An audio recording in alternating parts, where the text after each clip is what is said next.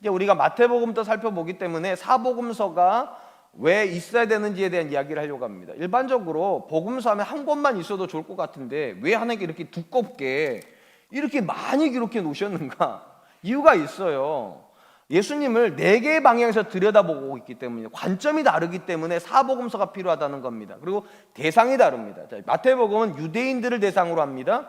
마가복음은 로마인들을 대상으로 하고 누가복음은 헬라인들을 대상으로 하고 요한복음은 그리스도인들을 대상으로 합니다. 특징이 있어요. 유대인들한테 뭐를 강조하다가 예수님께서 구약으로부터 이어졌는데 메시아라는 사실을 강조합니다. 잠깐만요. 펜을 바꿔놓겠습니다. 메시아라는 사실을 강조를 하고요. 강조를 하다 보니까 이 어떤 단어가 중요해지는가? 이루다라는 강조 말이 중요합니다. 구약으로부터 하나님께서 너희 메시아를 보내시겠다 이러이러한 말씀을 했는데 마태복음 읽어보면 이 말씀을 이루려 하심이니라, 이 말씀이 이루어졌느니라, 이 말씀은 이렇게 하려고 하나님께서 이런 방식으로 이런 식으로 계속 기록났다. 그러니까 마태는 유대인들한테 구약의 역사와 신약의 역사가 연결되어 있다. 누구를 중심으로? 예수 그리스도를 중심으로. 그걸 보여주려고 기록한 복음서가 마태복음입니다. 그러니까 마태복음은 구약을 많이 알고 있으면 굉장히 유리한 책입니다. 그러니까 구약이 이루어졌다는 걸 계속 강조하기 때문에 이걸 왜 사자복음이라고 말을 하는가? 이게 예수님께서 왕이시기 때문에 왕으로 강조하기 때문에 우리가 그 에스겔서를 보면 4개의 얼굴을 가지고 있는 신의 모양을 가지고 있다 나오지 않습니까? 그걸 가지고 이제 풀어하는 거예요. 그래서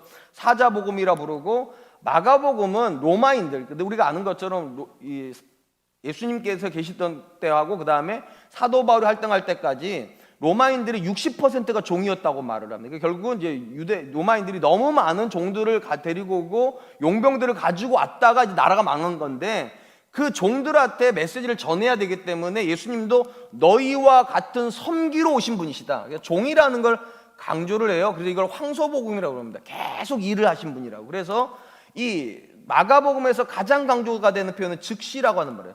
즉시 예수님께서 이렇게 하시더라. 즉시 이동하시더라.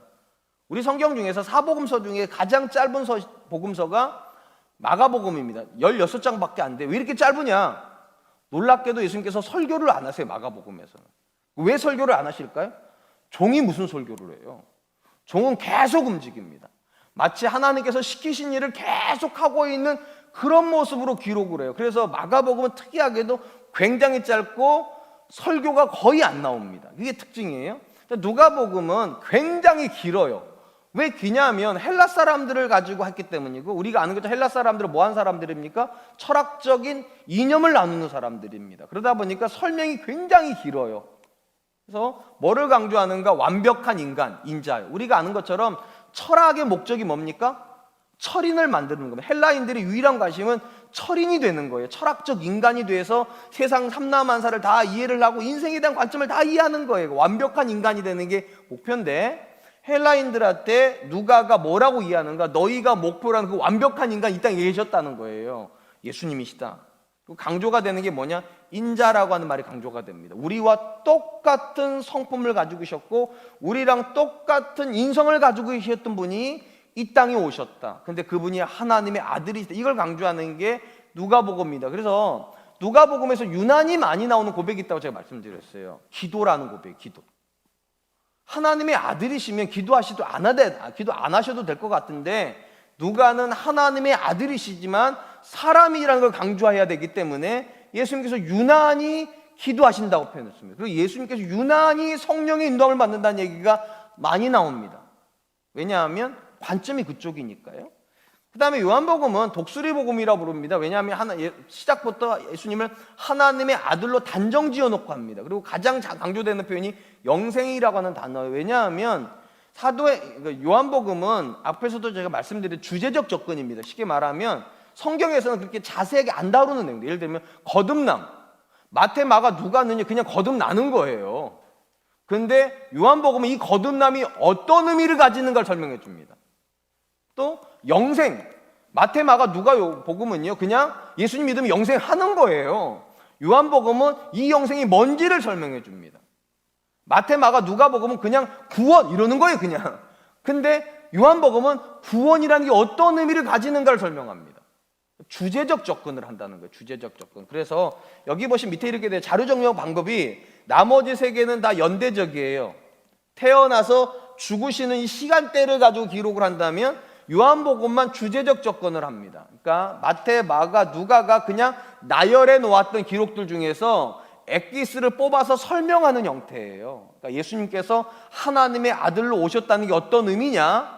그러니까 요한은 뭐라고 말합니까? 말씀이 육신이 되신 사건이다. 성육신의 사건이다.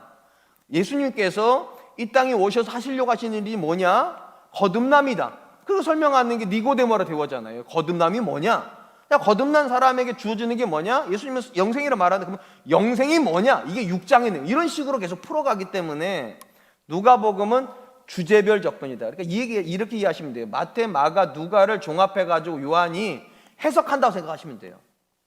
그렇기 때문에 각각의 성경들이 다 필요한 거예요.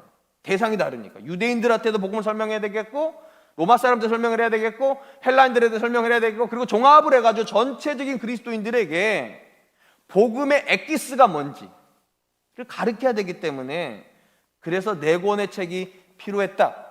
자, 그러니까 4권 다 읽어야 됩니까? 안 읽어야 됩니까? 읽어야 되겠죠.